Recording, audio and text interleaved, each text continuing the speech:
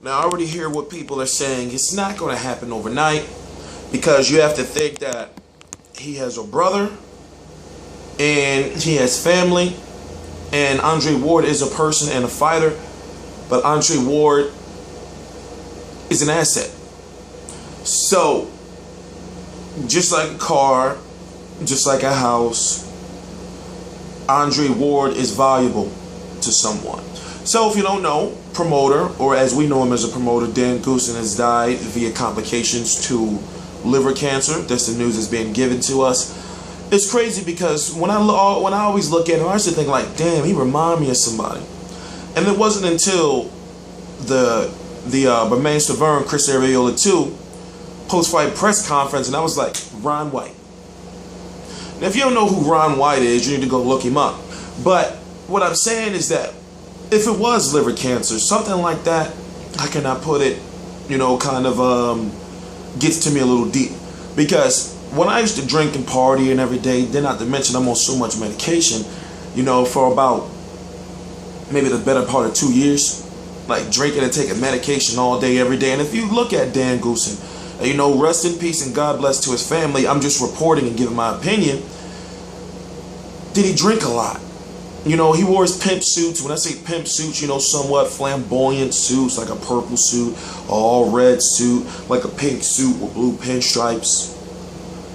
But, it's a shame because I think to myself like, damn, I could have been going down that route.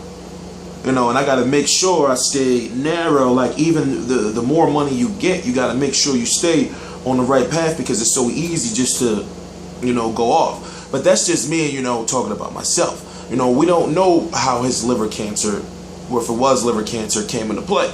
But let's talk about something more important, and let's talk about something that I was supposed to do a while ago. I got to send a apology out to another boxing channel called Dwyer.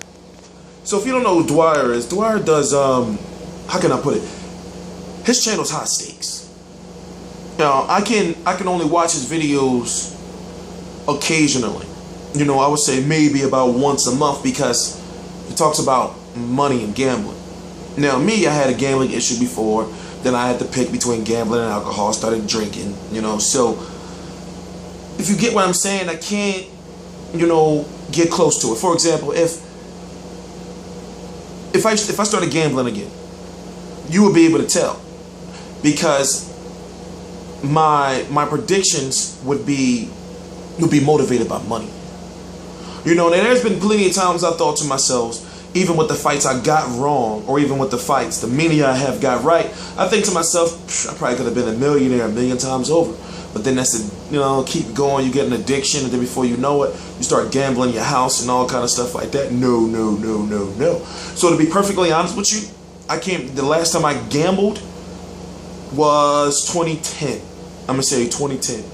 I'm talking about I don't play cards, no nothing. Like, no nothing. No slot machines, no nothing. I don't go to Atlantic City. I don't go to the Sugar House. I don't go to none of those places. But let's talk about, Andre Ward's case. I said that Dwyer was representing him this whole time. He was a former client of Dwyer. Now, when I found out about it, this was probably like 3 years ago, when I saw a picture of Andre Ward and Dwyer together, I'm like, oh, he must know Andre Ward. Then, as I start watching more Dwyer videos, I'm like, wait a minute. This guy's an attorney. He's an attorney for Andre Ward, of all people. So, moving on, if you don't know, Andre Ward has been in a contractual dispute with his now deceased promoter. And the question right now is, how does that affect Andre Ward going forward? Now, Andre Ward, once again, is an asset. Andre Ward is valuable. A contract means you own right now the rights of Andre Ward. So, of course, Andre Ward can get an attorney and say, oh, well, he's deceased now, went out of his contract. But what about Dan Goossen's brother? What about Dan Goossen's will? What about with family, if there is anything? Now, what if just so happen they know how to run boxing, or they've been helping Dan Goossen do Goossen Tutor Promotions with this situation? Is this that Dan himself was, how can I put it, at the forefront of everything? He made the final decision. So what if somebody comes along and say, oh no, Andre Ward, you still under contract. And it's been enforced. And you already lost 3 times in court. Why would you want to try to go to court again? Because he's deceased. Now, once again, I'm not saying that Andre Ward can't get out of his contract. I'm just saying that I want you to look at it from a legal standpoint. And God forbid, but think about if it was one of your family members and all of a sudden the bank come back and say, oh yeah, we used to own that house.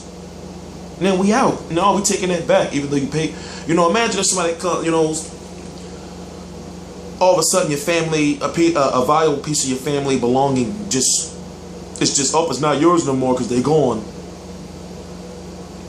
So, of course we can go on and say, oh wow, I wonder how Andre Ward feels. He probably feels happy. Well, for him to go to court, and he's undefeated in his career. If I'm correct, he's 27-0 with 16 KOs. If you look at, 26-0 with 16 KOs, I don't remember, and it's a shame that I don't. But if you look at his career, he's currently the WBA Super World Champion. Carl Froch has the IBF and the WBA World. And then you think, since 2011, he's only fought Chad Dawson and Edwin Rodriguez. So you think we're going on 2015, you're like, my God, he still got that WBA belt. The WBC already took their belt. Anthony Dirrell has that now. So the dog. So how long will this play out? Now, will he, if this new promoter or whoever's taking over for Dan Goossen, because remember, it's an entity. He's either on, he's gone. And there's people saying, he's going to take Andre Ward's, contract to the grave. He's going to hold on to Andre Ward for eternity. Now, even if somebody comes along and they say, okay, well, I'm running the show now, Andre. Listen, let's try to get you some fights. We got to move on past Dan. I have a plan, but it's all if you're willing.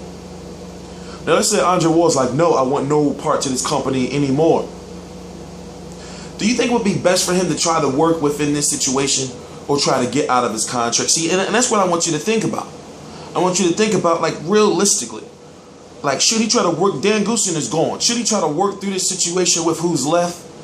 And maybe have a fresh start and not have to go through the hassle of everywhere else? And yes, the money is an issue.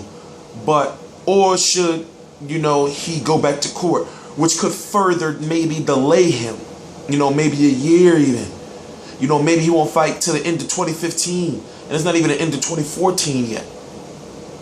So it's a complex situation. Of course, I'm going to be looking and, waiting for him to make a statement. And then over the next following weeks, you're going to see some, I'm sure we're going to see, an interview from him or some news. Of course, there's going to be the funeral. I'm sure they're going to maybe take pictures of Andre Ward at the funeral if he goes. We don't know. But he did say it's business, it's not personal. So there's so much interesting stuff to see about this. And also, if you didn't know, Bernard Hopkins used to be promoted by Dan Goossen. But once again, T Street Controversy Live, and I cover boxing. The article is right below. It was on my Facebook page, Real Combat Media. Just click the link below. And then below that, I have a Facebook boxing forum. Now, it's a personal Facebook page. So what you got to do is you have to send a friend request. Oh, shout out to El Diablito Apparel. They sent me some hats and everything. I didn't forget about you. I'm going to hang it up. I didn't forget about you. I got your shirts and I got your hats. I got a plan for them. I didn't forget about you. So once again, T Street Controversy. Please subscribe. T Street Controversy Live.